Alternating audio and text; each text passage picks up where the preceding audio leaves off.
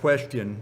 He was asked basically, if you had 1 hour to save the world, how would you compose your thinking? Kind of along the lines of what you're talking about. And he thought for a minute and he said, if I had 1 hour, I would spend 55 minutes defining the problem, and then I'd save the world in 5 minutes. That's how he would use 1 hour. So what am I saying here? That as a leader, a real world situation coming up to you as a problem, you should make certain that you and everyone who's dealing with it agree on what the problem is. And then you embark on organizing your team to solve the problem. For example, I was on one occasion, we were fighting in an area that was a very tough area, very, very difficult area.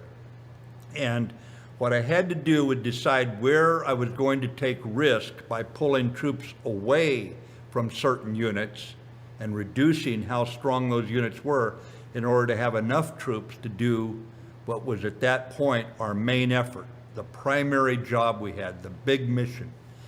And so I went to each of those unit commanders and laid out my problem, that I was going to have to pull troops in to help one of their buddies. He was in with way too many enemy to fight.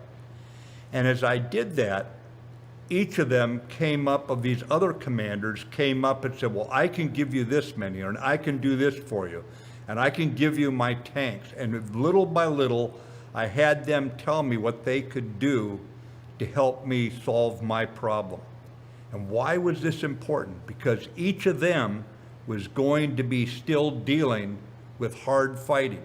And they had to have confidence that they were part of the solution, that when I decided to pull troops away, they had input to that. You see what I'm driving at here?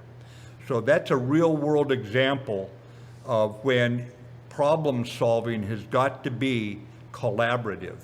It doesn't mean that the leader surrenders their authority one bit, but how you arrive at a solution is usually strengthened when you can get other people to accept your problem and help you to solve it. Hope that helps answer your question.